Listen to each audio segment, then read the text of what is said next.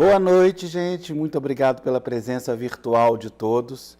Vamos dar início a mais uma edição do projeto Sempre um Papo em Casa. Essa nova forma na qual a pandemia nos colocou e que tem trago debates excelentes aqui para o Sempre um Papo, na medida em que a ausência presencial facilitou a ausência virtual, né?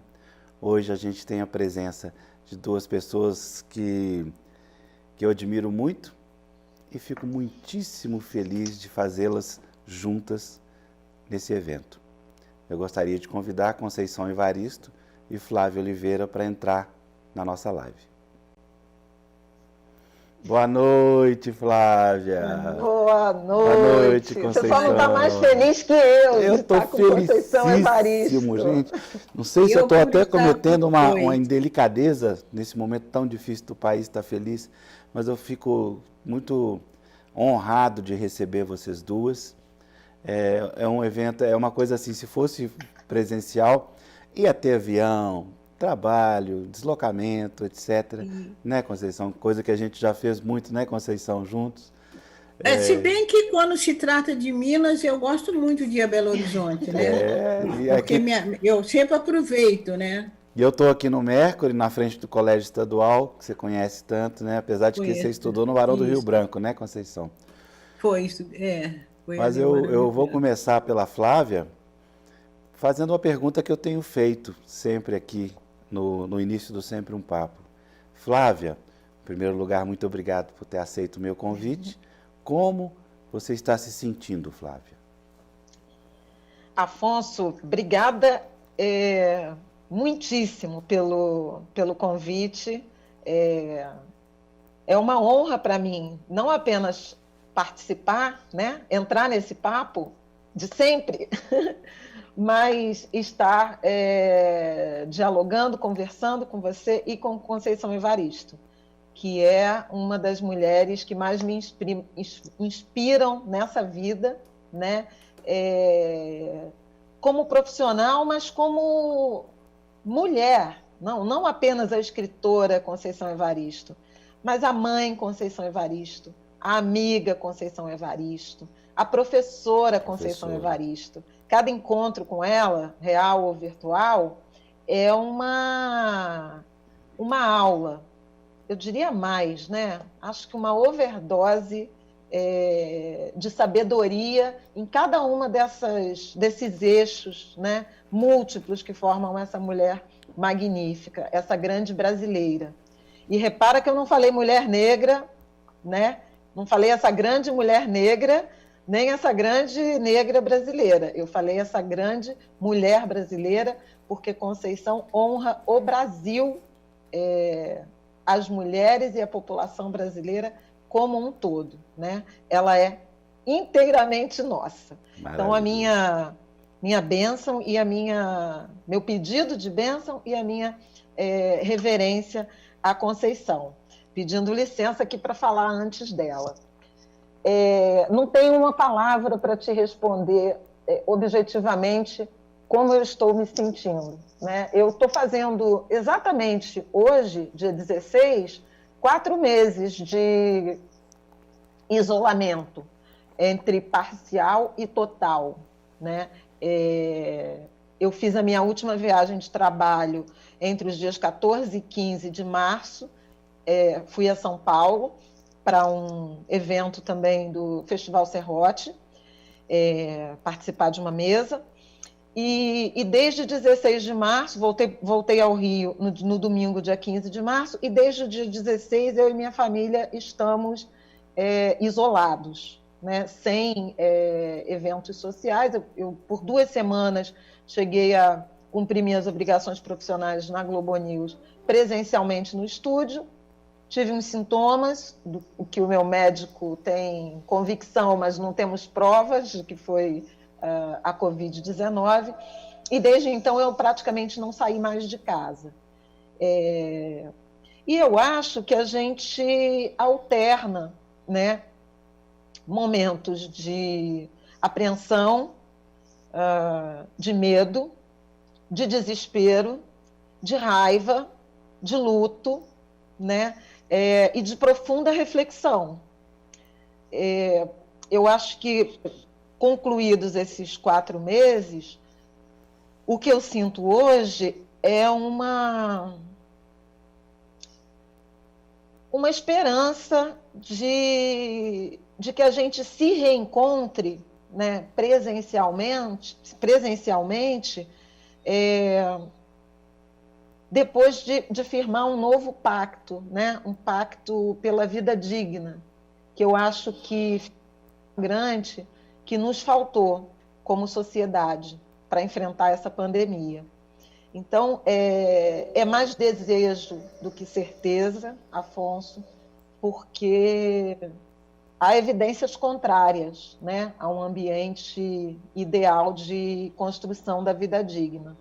Por outro lado, a bola está em campo, como nunca teve num passado recente, né? Eu acho que a gente está disputando narrativas de valorização da vida em oposição a um ambiente de necropolítica que não estava posto em janeiro, na virada do ano, né?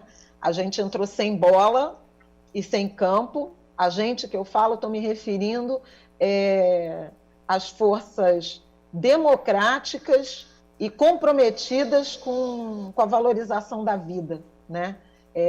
Com uma agenda de bem viver para os brasileiros, não só para os brasileiros negros. A gente começou sem a bola e sem o campo. E agora tem uma partida em andamento. Então, o desfecho, o fim da partida não está determinado, mas acho que o debate, a disputa de ideias, o tabuleiro está todo aberto, né? O jogo está muito aberto. Por isso eu me defino como alguém minimamente esperançosa. Muito bem. Conceição, em primeiro lugar, a bênção. Axé. Muito obrigado por estar aqui comigo. É sempre uma emoção ser uma pessoa que, como eu sempre digo, inspira, e eu tenho a alegria de dizer, desde já, que vai ser a patrona do Festival Literário de Araxá em novembro, presencialmente, se tudo der certo, ou virtualmente em outra circunstância. E a pergunta para você também, para a gente iniciar, é essa. Como você está se sentindo aí em Maricá, aí sempre olhando para essa tela, conversando com todo mundo? Pois é, Afonso. Hoje eu estava falando com uma grande amiga minha também, amiga também de Flávia, Jurema Werneck, que há momentos que eu penso que eu tenho transtorno bipolar. Porque há dias que eu estou muito bem, e há dias que eu estou péssima. Nos últimos, bem recentemente, talvez não tenha nenhum. Eu entrei também de quarentena radical a partir de 12 de março, quando eu voltava também de uma viagem a trabalho em São Paulo. Aí comecei a quarentena no Rio, fiquei uma semana lá e depois vim para cá, para Maricá. E a quarentena me atravessou em vários sentidos, e que bom que eu tenho contato com pessoas bem mais jovens do que eu. A Flávia é um exemplo, porque eu tenho dito, sim, muito dentro até de uma perspectiva africana, né, das culturas africanas. Se o mais velho tem experiência para contar, o mais novo, Flávia, nos potencializa. Eu tenho dito isso muito. Então, eu agradeço muito a acolhida das pessoas mais jovens, porque são vocês que me potencializam. E aí, quando a gente olha, quando eu vejo a tua filha naquele texto tão bonito que ela colocou também, dos jovens cuidarem dos avós, e lembro, né, da minha juventude em Belo Horizonte, que foi um momento muito eufórico. Outro dia eu estava lembrando, Afonso, acho que você não viveu, você devia ser menino nessa época, eu já era moça. Um momento de uma grande concentração nossa na Praça da Liberdade. Isso antes um ano antes, mais ou menos, de começar, de romper a ditadura. Então, era um momento que a juventude era muito eufórica, a gente tinha muito o que fazer, muito o que pensar, muito o que acreditar. A gente tinha também forças contrárias, bem contrárias, tanto é que a ditadura surgiu, mas a gente tinha uma fé muito grande, né, na nossa força. Eu era de movimento operário de igreja e conheci também pessoas de movimento movimento estudantil, JEC, JUC, Juventude Universitária Católica, Juventude Estudantil Católica, Diva de Casa da Andara, que Diva, né? Você deve conhecer Diva Moreira aí, claro, de Belo Horizonte. Querida. Então, tudo era uma efervescência muito grande. E aí eu olho para a juventude de hoje e fico pensando o que esses jovens podem fazer. Então, quando eu vejo alguns, até muitos jovens mesmo ainda, bem entusiastas, ainda, né, ou nesse processo de luta, isso me fortalece. Mas, por um lado, também esse momento atual também, e que eu vejo tantas pessoas da minha faixa de idade se despedindo pelo Covid ou não, né? Também tem tido muitos casos de infarto e coisa e tal. Eu acho que as pessoas como eu, a gente tem que ter muito cuidado, senão a gente vive uma fase de desesperança, porque foram muitos anos de luta, de repente a gente passou a acreditar que toda a luta valeu a pena, e hoje a gente pergunta, né? Hoje a gente tem muitas perguntas, eu acho que hoje a gente tem mais perguntas do que respostas, né? do que perspectivas. Mas nem por isso eu acho que eu, alternando, né, esses momentos que eu falo que parece até transtorno bipolar, uma hora eu acredito, outra hora eu quero fazer tudo, outra hora eu não quero fazer nada, mas a gente foi forjada na luta. Isso dá também, aí eu vou falar um termo bem mineiro que você conhece bem, isso dá para a gente uma sustância. Sustância é muito bom. Isso dá uma sustância. Então, eu acho que essa sustância, aos 73 anos, eu brinco muito que foi essa quarentena, foi essa pandemia que me fez descobrir que eu tinha 73 anos, porque eu não sabia das minhas limitações. Essa pandemia me jogou isso na cara. Mas, então, apesar de tudo, tem essa sustância que me permite esses momentos de coragem, esses momentos de esperança, e tem, né, um grupo que essa experiência de sempre estar no coletivo, isso também não, principalmente isso é que me segura. E aí a gente vai, mas eu acho que essa esperança, isso tudo, é a gente que constrói. Eu acho que a gente tem mania de esperança. Eu acho que a gente tem mania de esperança. E aí eu vou seguir com essa mania de esperança. Está escrevendo muito, Conceição? Ou parou um pouquinho? Parei. Tenho assim, em termos de produção, tem romance para terminar, tem contos, tem um livro de crítica. Agora eu estou retornando um pouco, assim, estou fazendo alguns prefácios, fiz um texto para a revista Piauí, então, aos pouquinhos, eu estou retornando.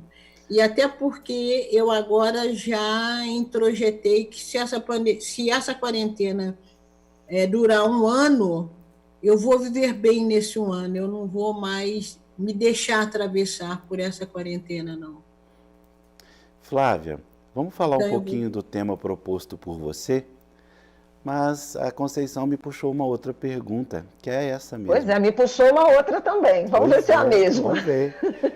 Eu gostaria de Fala. saber de você, Flávia, quais são as perguntas que você está se fazendo.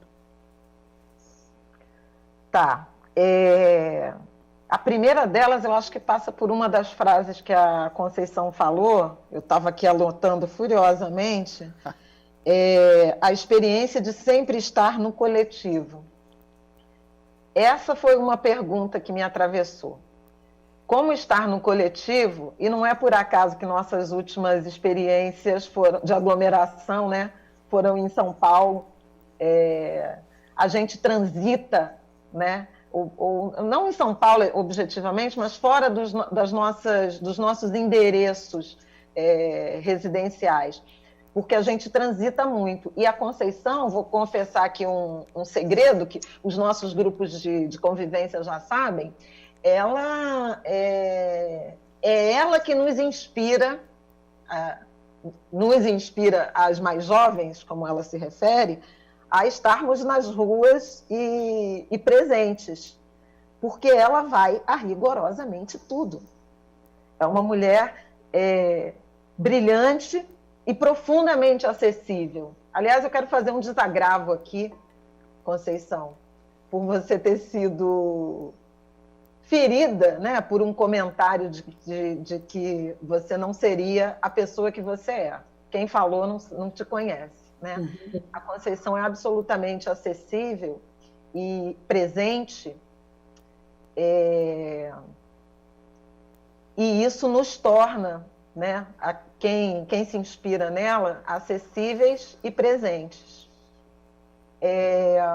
Como a gente vive muito no coletivo, e eu, em particular, por ter uma profissão, né, relacionada à mídia, por meu ofício ser midiático de comunicação, foi muito difícil compreender como seria possível se manter no coletivo a partir de uma experiência de quase cárcere, né?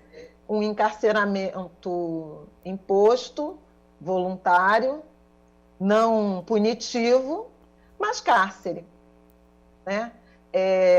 Então, a primeira pergunta foi essa. Acho que o meu primeiro atravessamento em quarentena foi, caramba, o que eu vou fazer, né? Porque eu dependo desse diálogo com pessoas, né? O jornalista vive das histórias que nos são entregues gratuitamente, né? A nossa matéria-prima é a generosidade de quem produz informação e nos oferece. Como viabilizar esse contato, né, esse ofício, a partir de uma experiência doméstica de clausura, à distância, sem o contato, sem o olhar? Então, essa eu acho que foi a primeira pergunta.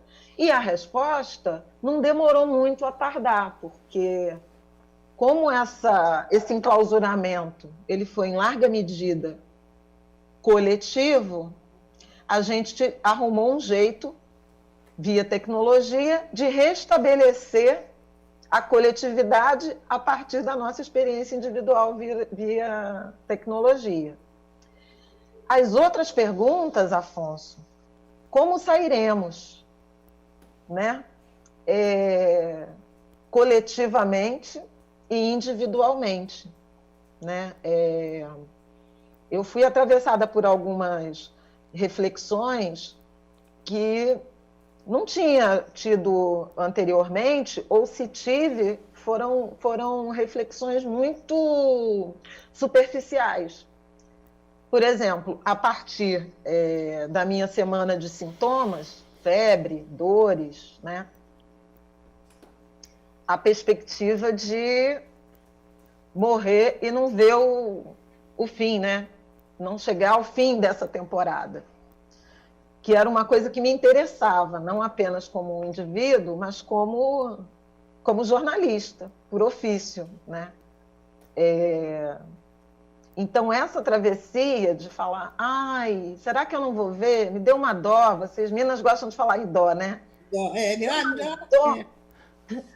Me deu uma dó de poder não ver isso, né? De não testemunhar desse plano, né? Porque eu até acredito que poderia estar vendo de outro plano, mas não testemunhar desse plano essa travessia, foi outra pergunta. E o que vai acontecer? Que são perguntas que são feitas. A mesma pergunta é feita diariamente e aí em decorrência da atrapalhada, né, que o Brasil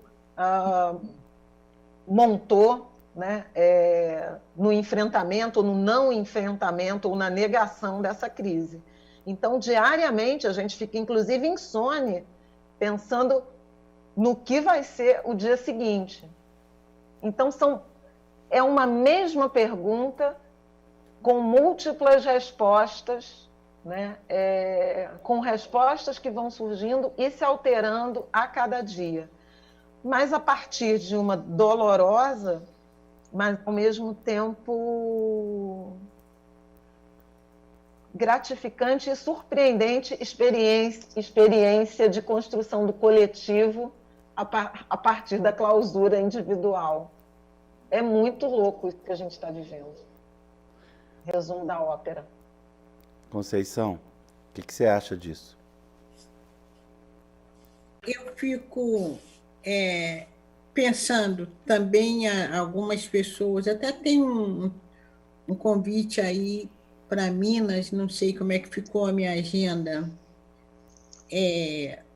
Aí a conversa seria mais ou menos o futuro, né? O futuro. E eu acho que esse momento é um momento também que você pensa muito nesse futuro. Eu acho assim, se o futuro já era algo amorfo, né? Nesse momento eu fico pensando o que será?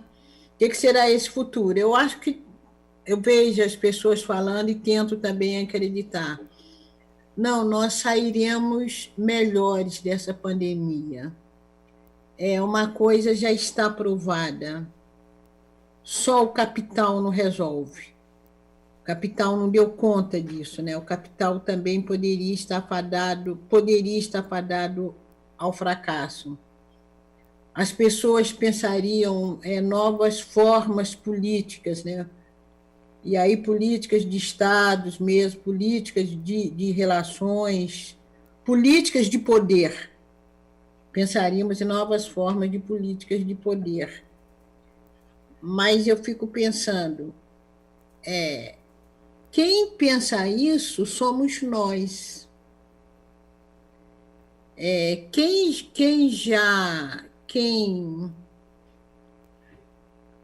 comanda, né? Ou quem crê que o capitalismo resolve, vai encontrar novas formas de agilizar esse capital, de reaver esse capital. E acho que vai encontrar formas, inclusive, de exploração, de uma contínua exploração.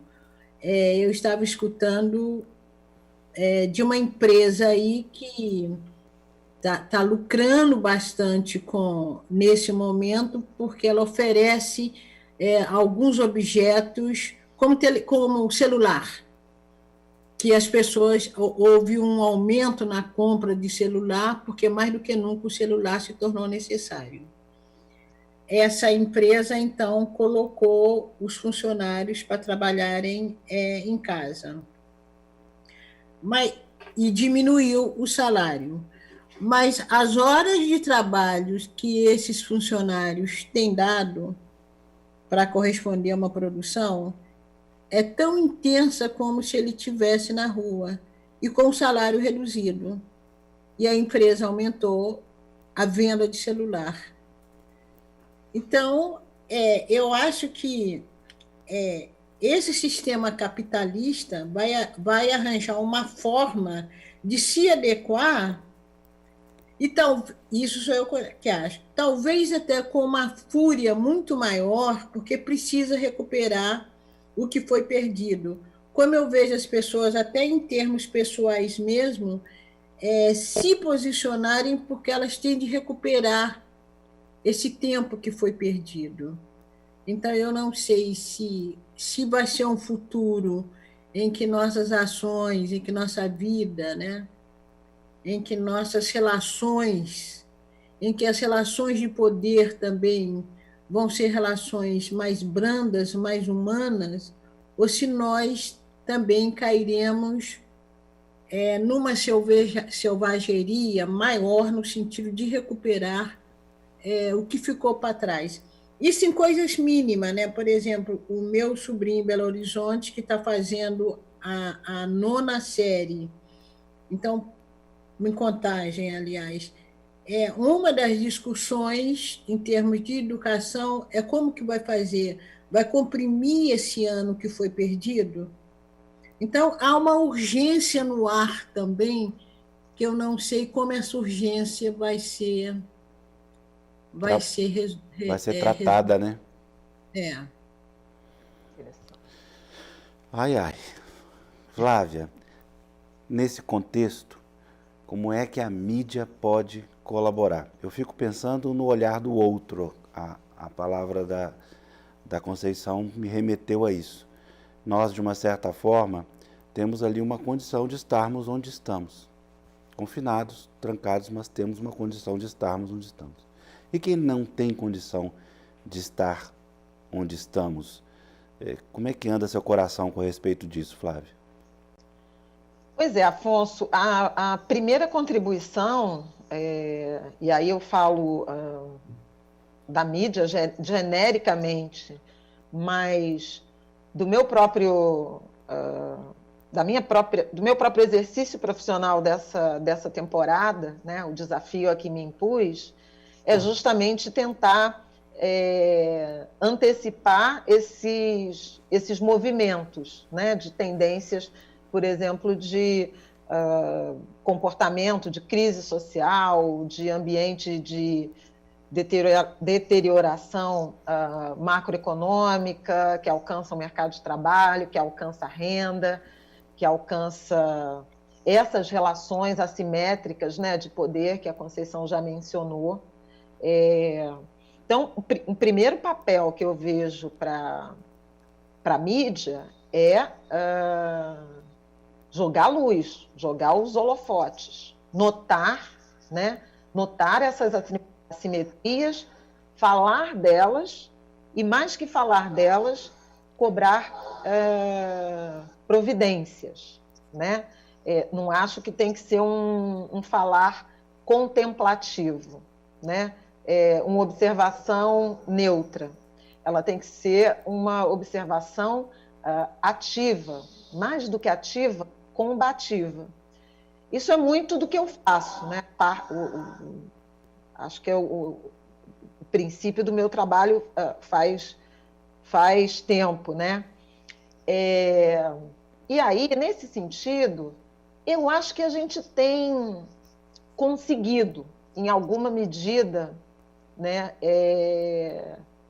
propor um novo debate. Vou te dar um exemplo concreto. Nas primeiras informações sobre a chegada da pandemia, né, ao Brasil, por inevitável, e das primeiras medidas de isolamento social, me parece que o jornalismo brasileiro fez um movimento muito importante que devolveu credibilidade e relevância à imprensa brasileira, que vinha sendo muito atacada, né? E esvaziada de sentido, de credibilidade. De atuação, principalmente, né? Desculpa? De atuação, principalmente. De atuação, sim, sim. Não vou entrar aqui se era merecido ou não, ora merecido, ora não, mas era uma análise geral que a gente pode fazer, de que a imprensa no Brasil vinha sofrendo ataques e tendo a sua credibilidade e a sua relevância minadas, desidratadas. Acho que a gente ganhou musculatura ao fazer uma opção muito radical pela ciência. Olha que interessante, né? Despido as preferências político-ideológicas, ficou a ciência como fundamento da cobertura jornalística desse momento. E acho que isso foi essencial para nos devolver essa importância. E, a partir daí, isso começou a pautar as consequências, né? Se vamos seguir, confiar na ciência, nesses especialistas, nesse conhecimento formal, então teremos tais e tais consequências. A consequência de uma crise econômica grave, de um agravamento da crise social em decorrência disso, de uma necessidade de equipar e de buscar resultados e de acolher o Sistema Único de Saúde. Então, você viu muito a cobertura caminhando nessa direção, de fazer o SUS funcionar, de pressionar governos, né, a tomarem medidas na direção de aplacarem, de tentar reduzir os danos dessa crise econômica e social, de reconhecer, inclusive, as denúncias e as narrativas vindo da sociedade civil em relação às consequências, né, dessa crise para comunidades, por exemplo, de favelas, de periferias, quilombolas, indígenas. Quando você imaginou que a gente estaria disputando a narrativa de se o governo, se a política oficial no Brasil é genocida ou não? Quando você imaginou que o Supremo Tribunal Federal pudesse levar em conta, numa decisão liminar sobre operações policiais em favelas, a posição, a fala e a voz de ativistas de favelas do Rio de Janeiro, de coletivos de jovens de favelas do Rio de Janeiro? Isso é uma coisa impressionante, né? Como as instituições, em alguma medida, não na intensidade que a gente precisa, mas alguma chavinha foi alterada. Não significa que a gente tenha radicalizado na defesa ou na construção da diversidade, que é muito necessária. Eu, às vezes, me ressinto diante de um governo muito masculino, branco, né? Você ter também, na hora de legitimar as opiniões, inclusive técnicas, você está, de forma recorrente, ouvindo e reproduzindo a fala de homens brancos que estão nesses postos de poder. Seja de poder político, seja, por exemplo, na figura dos médicos, né, dos infectologistas, aos quais nós fomos apresentados. Né? Ao mesmo tempo em que você leva em conta e lança o olhar em outras direções, você legitima as figuras de sempre como porta-vozes do que precisa acontecer. Se a gente incorporou, por exemplo, na economia, o debate sobre renda mínima, ele acabou protagonizado pelas mesmas figuras que antes o secundarizaram. Você não teve um arejamento do cardápio de defensores dessas ideias. Então, eu acho que a gente cumpriu, como esse pilar, né, essa instituição da democracia, chamada imprensa, mídia, parte do dever de casa, né?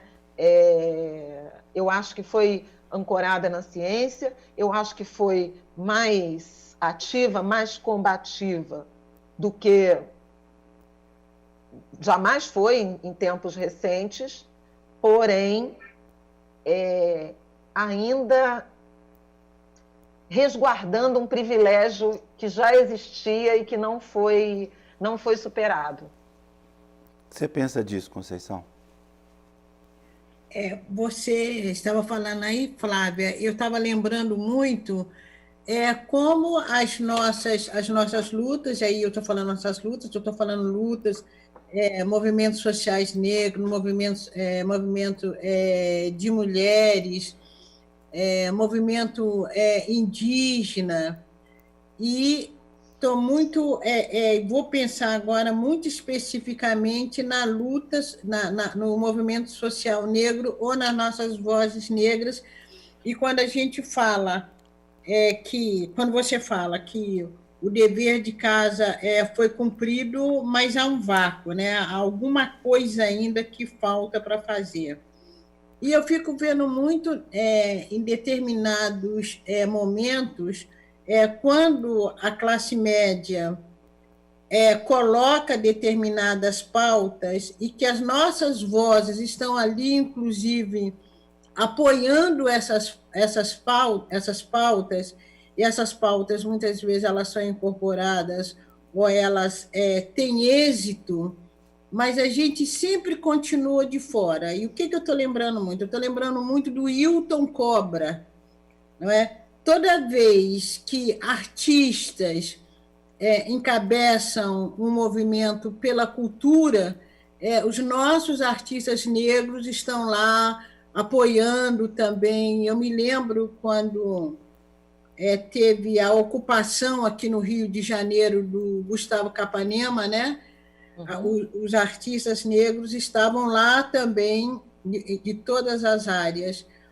Mas quando se trata, por exemplo, o Hilton Cobra fala muito isso, a dificuldade, por exemplo, da Lei Rouanet, nem sei como é que anda agora, mas de incorporar, por exemplo, projetos,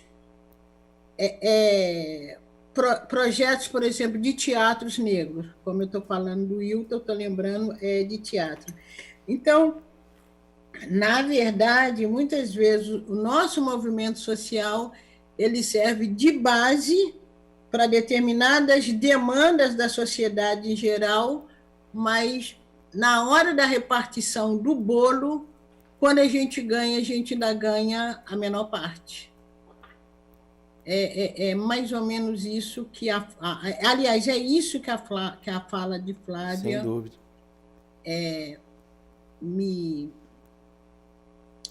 Como é que fala? Me faz pensar. Conceição, você é uma professora há tantos anos. Qual é o papel, na sua opinião, da faixa etária que, lamentavelmente, foi escolhida pela Covid, infelizmente, para ser mais atingida, que é o papel do idoso?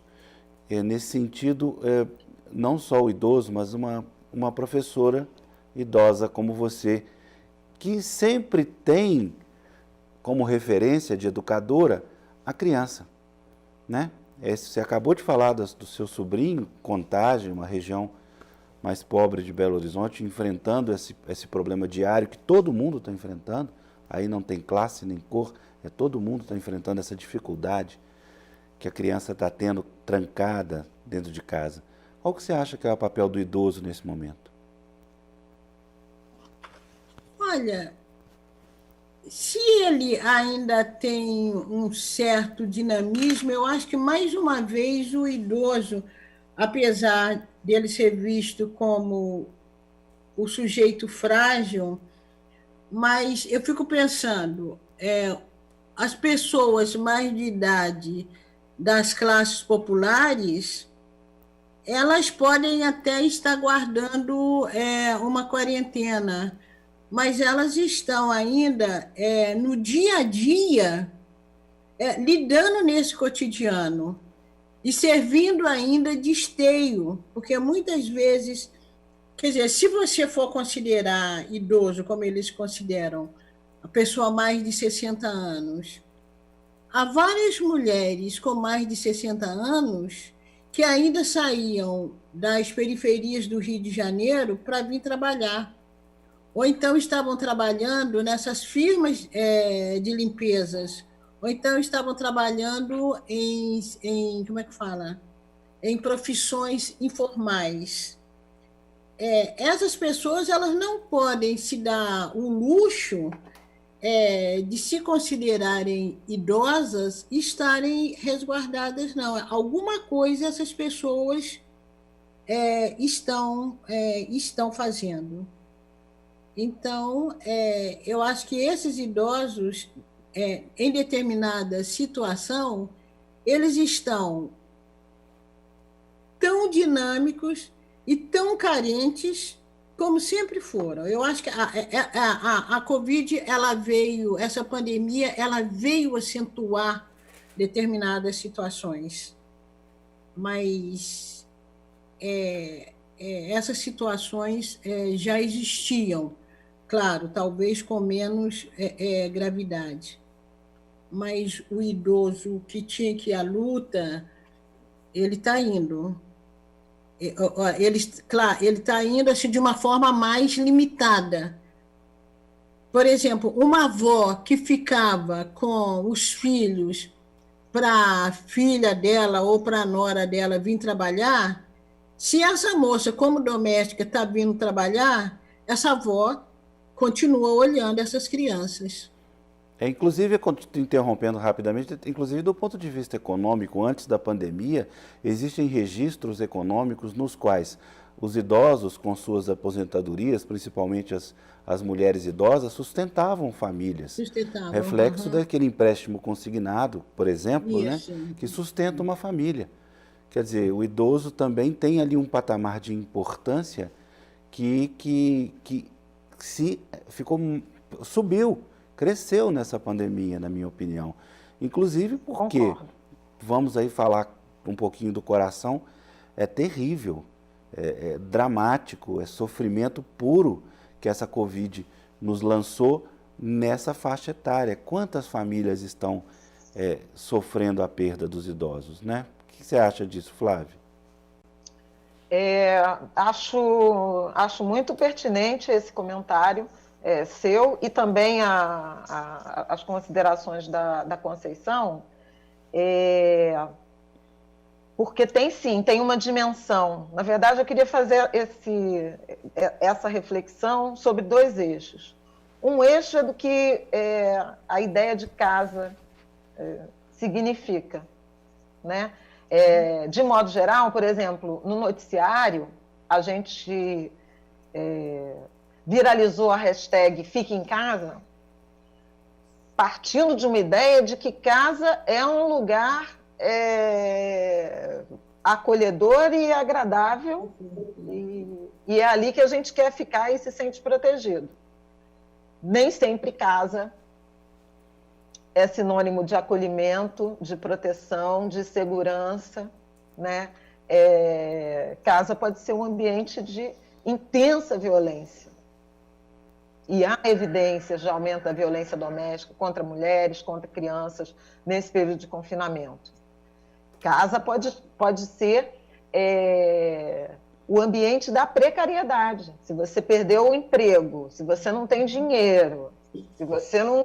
como vai comer no dia seguinte, ficar em casa é uma ideia absolutamente mais que assustadora e inaceitável. Então, pode soar como ofensa, agressão. Cabe aí nesse momento, é uma coisa que eu não queria evidenciar, mas eu acho que cabe nesse momento uma fala sobre a diferença racial também, né? Sem dúvida. Muito pior sem dúvida. As pessoas pobres e negras em situações de extrema penúria hoje no Brasil e talvez, vamos radicalizar, no mundo, né? No mundo, mas a Conceição citou, por exemplo, as empregadas domésticas, e trata-se da categoria profissional talvez mais afetada, né, do ponto de vista da vulnerabilidade social, do aumento da vulnerabilidade social. Me parece que é o segmento mais afetado, né? Mensalistas e diaristas que foram dispensadas sem remuneração, sem direitos, porque 2/3 das empregadas domésticas não têm carteira assinada e, portanto, não eram alcançadas por direitos trabalhistas, e elas são predominantemente mulheres negras.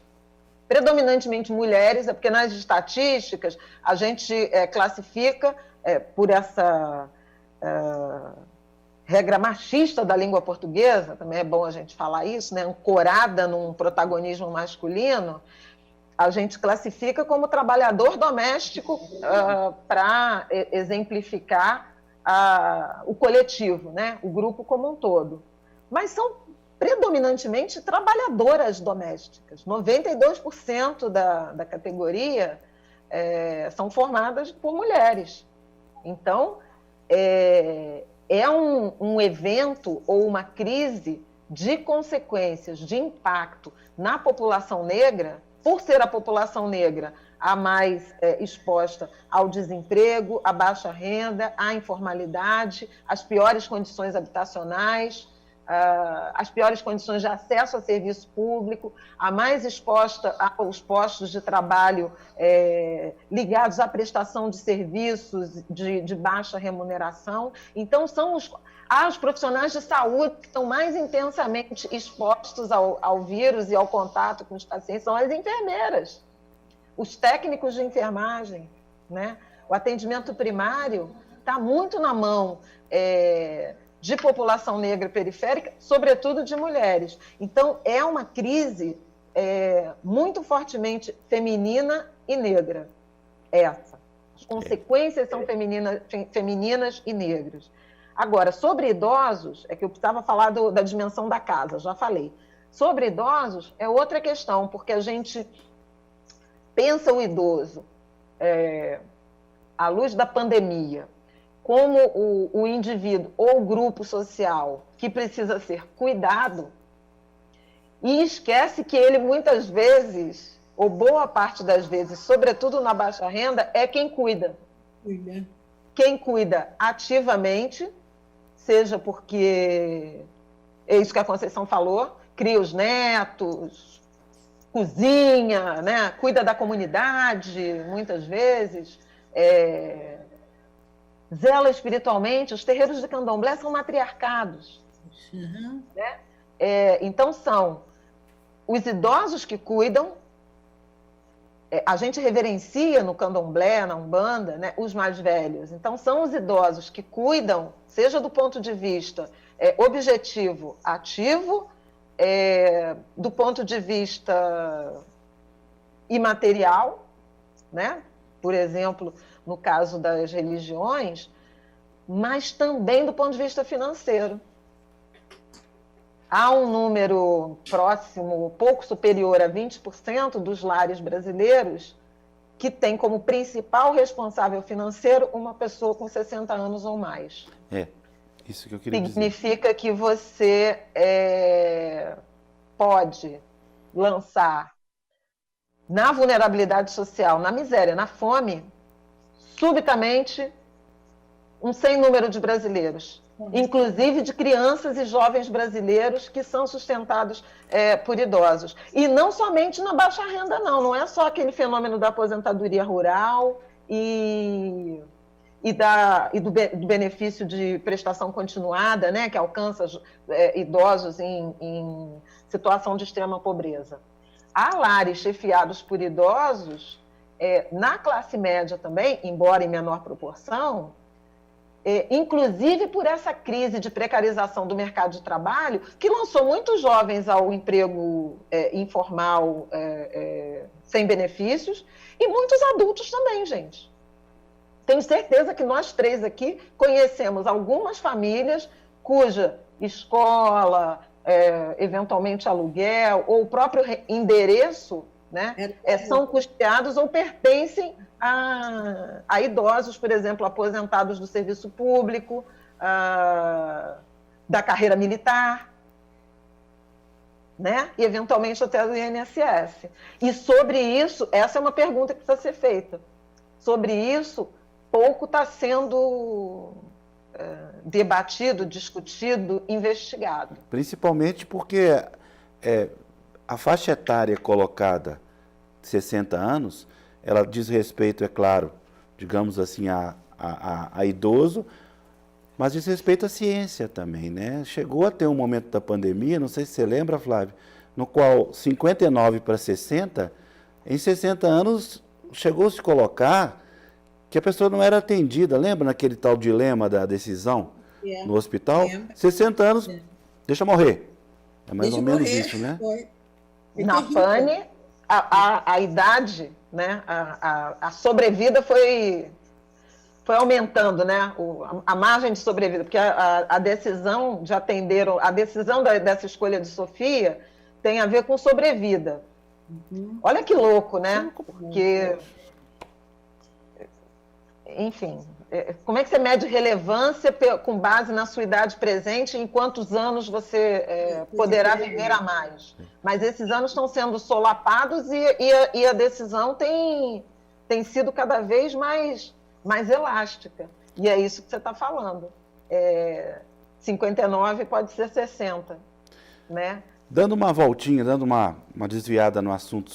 Conceição, você acha que isso vai influenciar a sua literatura? Está mudando? Você estava terminando um livro, mudou o meio, o final? Falando nisso, você lembra que a gente combinou de você lançar um livro agora no Filha da Chave? Você entregou o livro ou não? A editora está esperando, ele está parado. Então, como eu estou criando, como é que fala? Formas de me adaptar, vi que não tem jeito mesmo, eu tenho que me adaptar a essa pandemia, ou então eu desisto de viver e eu quero continuar vivendo, então eu vou retomar esse livro. Está influenciando sim, como eu te falei, está para sair publicado qualquer dia desse na revista Piauí, um texto, podia ser ficção, poderia ser qualquer coisa, e aí eu fiz um texto em que se trata, tem a questão lá de um vírus, e é lógico que é a Covid, e é uma relação entre uma tetraneta e a neta, uma tretaneta e a tretavó. Parece que ficou bonito, eles gostaram. Deve sair por esses dias. Posso pedir uma pausa? Desculpa. E além da pandemia do vírus em si, eu acho que todo mundo que pensa, independente de escrever ou não, eu tenho impressão que o tema da morte vai marcar muito a literatura que está sendo criada agora, né? A finitude, não é só a morte, porque eu acho que o que nos colocou não é a morte só, não é a morte, mas a consciência da finitude humana, né? Eu acho que mais do que nunca a humanidade hoje pensa, né, essa finitude humana. Inclusive, do ponto de vista da Covid, é dramático ao extremo a finitude, porque quando a pessoa é internada, vamos falar a verdade, todos eles vêm da África, todos vêm dos movimentos populares, são os ritos da morte, né? O velório, o cuidar, né? O que vem de cuidar quem está ao redor, né? Das famílias que morreram, isso tudo acabou. Não é? O direito de se despedir, né? nos foi sequestrado. O direito à despedida. São tantas violações, né? Entre elas a do direito à despedida.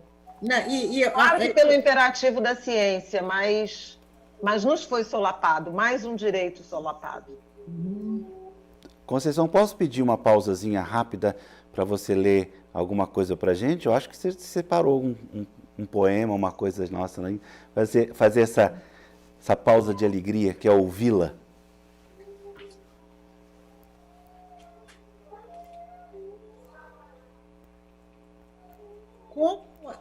Daqui a pouco eu vou falar sobre Beatriz Nascimento, eu vou ler um poema que eu fiz em homenagem a Beatriz Nascimento.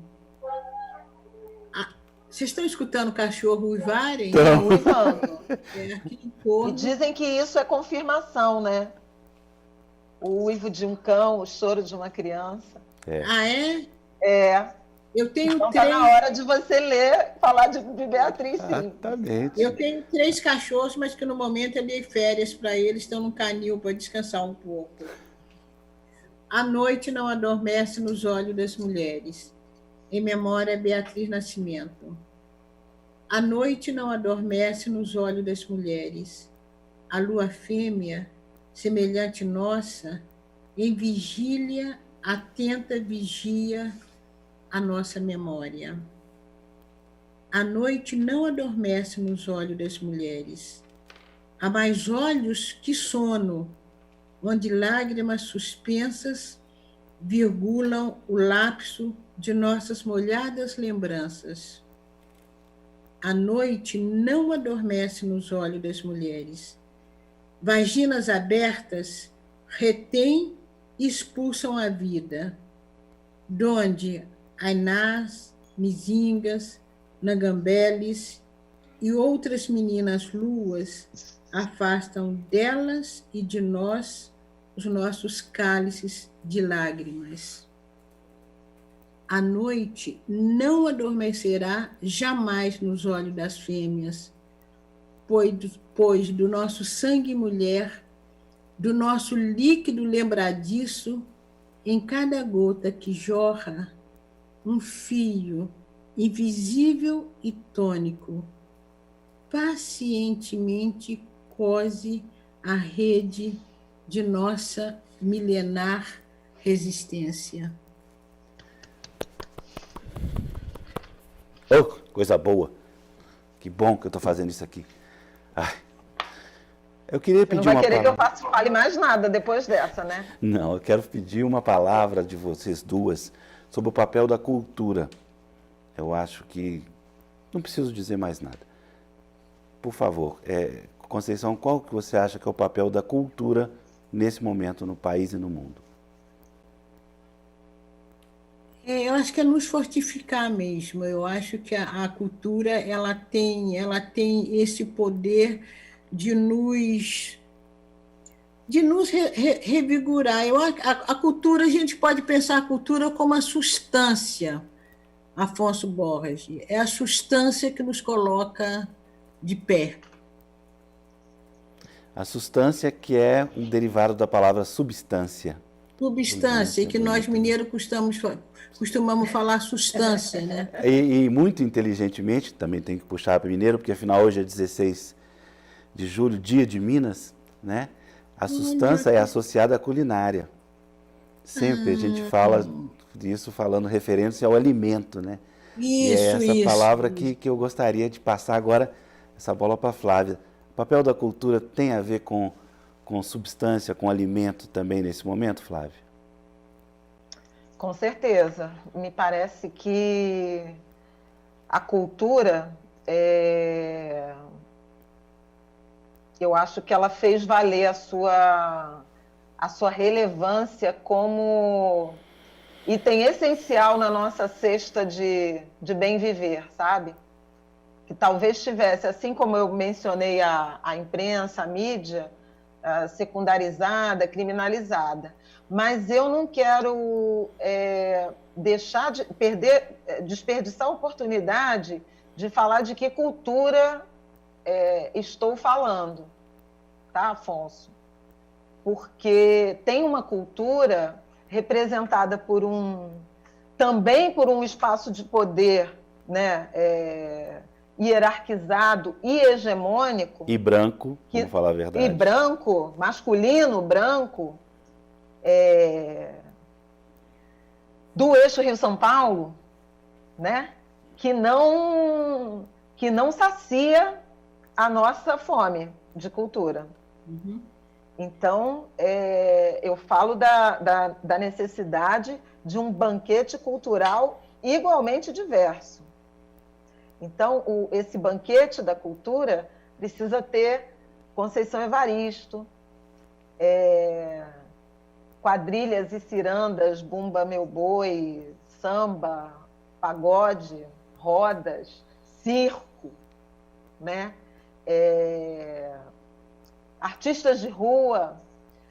Veja, um debate que começou bem depois, né, do agravamento da crise, foi a desassistência generalizada aos profissionais da cultura. Não os ícones que a gente reverencia e tem que reverenciar, mas profissionais do dia a dia, da construção, isso que a gente chama de cultura, de todas essas dimensões. Então, são pessoas que estavam, antes da Covid, expostos a relações de trabalho, a condições de trabalho absolutamente precárias e também de remuneração, e que foram lançadas à vulnerabilidade, e pior, totalmente invisíveis, porque o lado visível ele conseguiu se mostrar. Não tão bem remunerados, certamente, né? Não tão com a intensidade de outrora, mas conseguiu se mostrar. E outros foram precarizados, invisibilizados, né? Sob o risco de desaparecimento. Então, eu acho que a gente precisa repensar o que a gente costumava chamar de cultura e incorporar todas as culturas nesse banquete pós-Covid. Porque também a cultura que queremos, ou que precisamos, ou que merecemos, não é a cultura que tínhamos, assim como a democracia que queremos, precisamos, merecemos, não é a democracia que tínhamos. Assim como a economia e o mercado de trabalho que precisamos, queremos, merecemos, não são nem a economia nem o mercado de trabalho que tínhamos. Conceição? Sim. Você acha que a educação, nesse tempo, tem um papel relevante ou digamos, eu não sei a palavra, né, Flávia, a mídia ou a tecnologia está obscurecendo mais esses profissionais da cultura que estão invisíveis? Olha, eu acho que hoje, por exemplo, não tem como fugir da mídia. Eu acho que a mídia ela tem um papel também bastante relevante na educação. Então, e hoje, mais do que nunca, e talvez até esse momento da pandemia, vai acentuar, ou tem acentuado muito essa procura pela mídia, e essa mídia, que eu estou pensando muito, essa mídia aí, pela internet. Então, eu acho que a mídia, hoje, ela pode ser também ela pode exercer um papel importante na educação, sem deixar de lado o professor. Eu acho que o professor é fundamental. Eu acho que a máquina ela não substitui o ser humano. E aí, quer dizer, se você monta um projeto educacional para a mídia, atrás desse projeto educacional estão ali os professores, estão ali os profissionais de educação. Então, eu acredito que a mídia hoje e a educação, mais do que nunca, o projeto de educação, pensado pelo Estado, tem que dialogar. Você acha que... Outra profissão, né, Afonso, desculpa te interromper, mas é que a Conceição deu a deixa perfeita. Outra profissão fortemente feminina e negra. Professores, né? Principalmente professor do primeiro segmento. Né? Exatamente. Que estão, nesse momento, sofrendo, e a palavra é essa, sofrimento terrível. Vamos aí falar só dessa classe, digamos assim, para ensinar. Eu sei de gente que tem me colocado à par de como é que eles estão estudando no celular. Há pouco tempo eu colaboro muito na região de Araxá com essas comunidades. Uma pessoa que eu praticamente adotei lá em Araxá, ela só estuda quando a mãe chega para entregar o celular para estudar, que é o único que tem na família. Nós estamos, Flávia, Conceição, numa transição tecnológica para um outro mundo, né, que muita coisa vai ficar, mas uma certeza tem: tudo vai mudar. Sem dúvida, mas não estamos, como sociedade, equipados para esse mundo, para essa mudança. Por isso que eu me referi a uma democracia que não como a que conhecíamos, a cultura, a economia e a educação também. Né? Várias dimensões das desigualdades educacionais do Brasil também ficaram muito expostas nessa pandemia.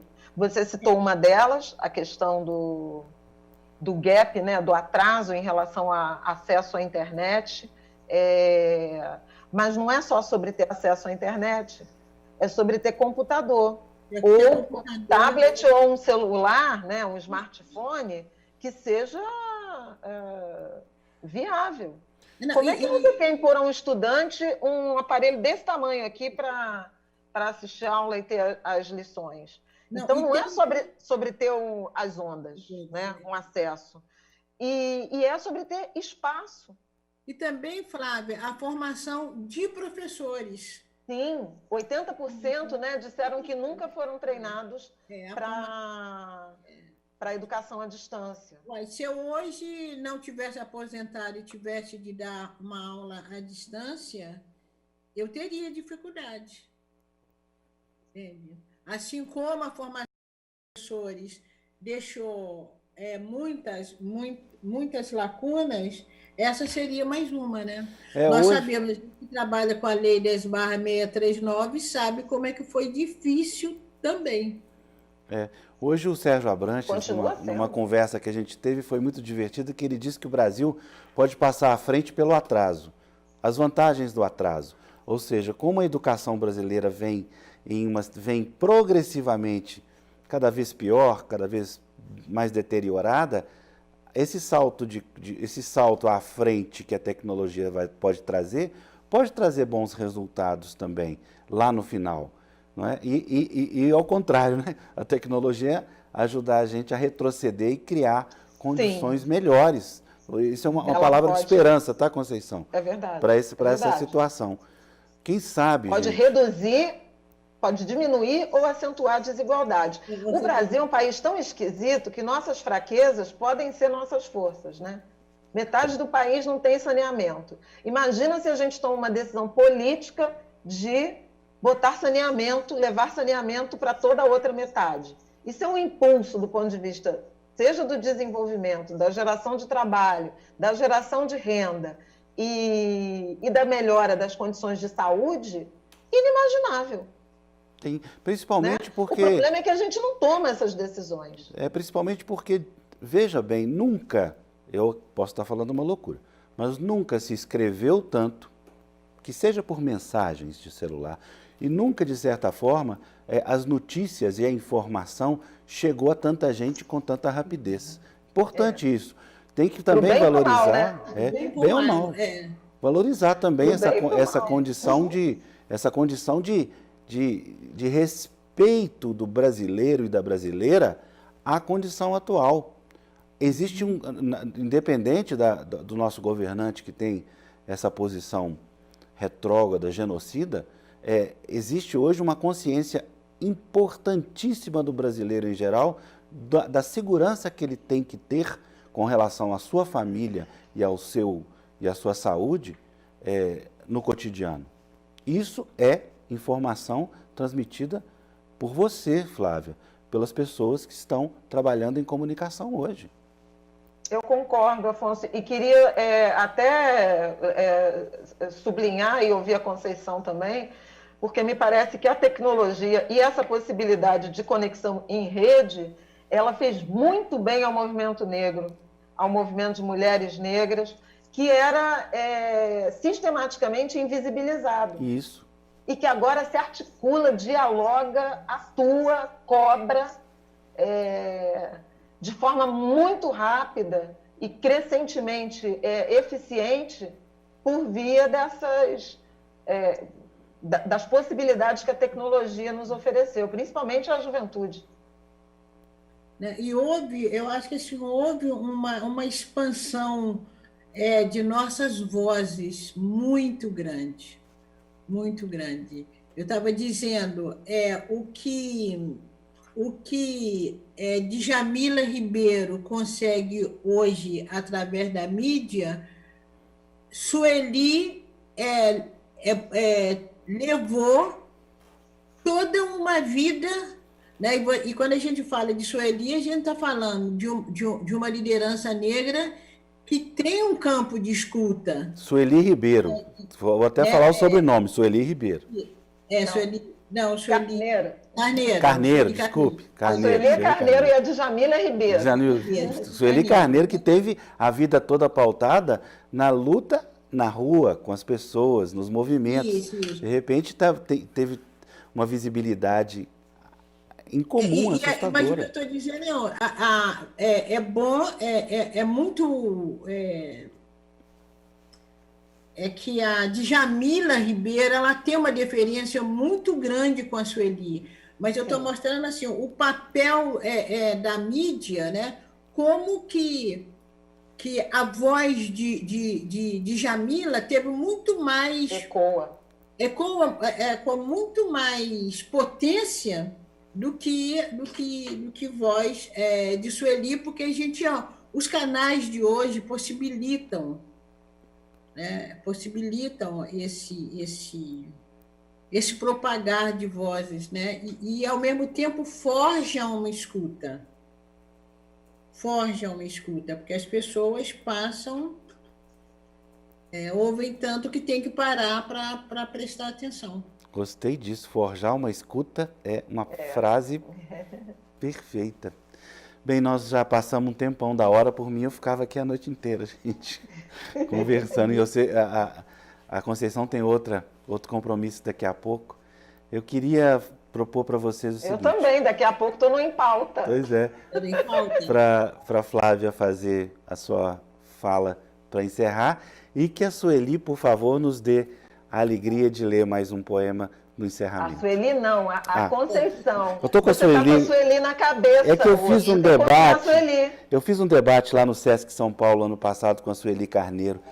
Tão bom, tão forte, foi tão importante para mim conhecer a Sueli e que já conhecia de vida inteira, mas está ao lado dela. É um debate que está gravado, que está no YouTube do Sempre um Papo, que tem mais de 400, 500 programas gravados, que fica de sugestão para vocês que estão ouvindo. Vai lá no YouTube do Sempre um Papo, escreve Sueli Carneiro e assistam a beleza, a importância da fala da Sueli feita no início do ano passado. Topa, Flávia? Nossa, maravilhoso. E Sueli que completou 70 anos, né? No último dia 24 de junho, e que vem sendo reconhecida e reverenciada por todas nós, né, Conceição? Mulheres negras, ela que foi alvo, né, de muitas cerimônias de homenagens, de reverências, assim como Conceição é. E acho que essa experiência, sabe, Afonso, que talvez até esteja sendo radicalizada nesse período de isolamento, que é desse diálogo intergeracional. Eu estou em alguns grupos com a Conceição, a gente dialoga em privado, mas também dialoga nesse coletivo forjado pela pandemia, né? E é muito interessante ver o que a longevidade dessas mulheres está nos proporcionando em termos de convivência intergeracional e de sabedoria transmitida pela oralidade, que é a natureza do nosso povo, né? Em particular do povo preto brasileiro. Eu quero me despedir te agradecendo muito pelo convite e, mais do que pelo convite, pela escolha de me fazer compartilhar esse início de noite com Conceição Evaristo, a quem eu faço todas as homenagens mais uma vez, como fiz na abertura e na saída, peço a bênção de novo. E queria me despedir remetendo ao tema daqui do nosso encontro, né? Mídia, cultura e diversidade, destacando a relevância de a gente aproveitar esse momento de profundas reflexões, de muitas perguntas, para entregar respostas que contemplem a heterogeneidade, a riqueza e a potência do povo brasileiro. Então, me parece que esse é o momento, se vamos mesmo, né, revisar comportamentos, inventariar conquistas e desejos, que a realização desses futuros desejos e projetos, ela seja pautada na diversidade que o povo brasileiro exibe, mas que não está representada nos espaços, de modo geral, da sociedade brasileira, né? Nos espaços de poder, eu quero me referir. Sim. Então, esse ano tem eleição municipal e a gente precisa pensar em construir diversidade na política, nas câmaras municipais e nas prefeituras, Brasil afora. E nas futuras secretarias municipais, Brasil afora. A gente precisa pensar mais seriamente na diversidade no judiciário, né? Nas empresas, no mundo corporativo, na literatura, na mídia, no jornalismo, no audiovisual, nas artes cênicas, na música, né? Em todas as dimensões, enfim. A gente precisa encarar a diversidade brasileira como uma das nossas potências, talvez a grande potência desse território chamado Brasil. Ela será capaz de nos unir e de nos levar para frente. A despeito de quem pense o contrário. O contrário Maravilhoso, é importantíssima a sua fala, porque na democracia a grande mudança se faz no voto, elegendo bem. Vamos eleger bem os nossos representantes que metade dos problemas já ficam resolvidos. Conceição, antes de você ler o texto, eu queria te pedir uma palavra de esperança. No começo você falou, eu acho legal falar. Como você, Conceição, aí vamos falar do sonho, pode falar do seu sonho. Como você imagina um futuro pós-pandemia?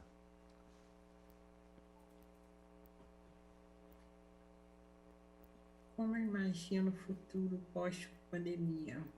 Olha, bom, tá. Se é para falar dos meus sonhos, primeiro, eu queria imaginar uma grande festa. Uma grande festa que marcasse a possibilidade de vida, uma possibilidade de vida para todos, né? Que eu acho que seria um retorno, né? Se a gente pudesse retornar aquilo que nos torna humano, né? Eu acho que essa pandemia, eu gostaria, né? A minha esperança, o meu desejo, muito mais desejo, né? É que a gente se reencontrasse na nossa humanidade, né? Eu acho que é isso, que a gente se reencontrasse. Em nossas humanidades, em nossas diversas humanidades, né? Voltando para a substância, né? Voltando para a substância. Bom, eu vou ler esse poema porque também eu acho que a gente está num tempo há um tempo que a gente tem que aproveitar esse silêncio, né? O silêncio diz, da calma e do silêncio. Quando eu morder a palavra, por favor, não me apressem. Quero mascar, rasgar entre os dentes a pele, os ossos, o tutano do verbo, para assim versejar o âmago das coisas. Quando o meu olhar se perder no nada, por favor, não me apressem. Quero reter no adentro da íris a menor sombra do ínfimo movimento. Quando meus pés abrandarem na marcha, por favor, não me forcem. Caminhar para quê? Deixe-me quedar, deixe-me quieta, na aparente inércia. Nem todo viandante anda estradas. Há mundos submersos que só o silêncio da poesia penetra.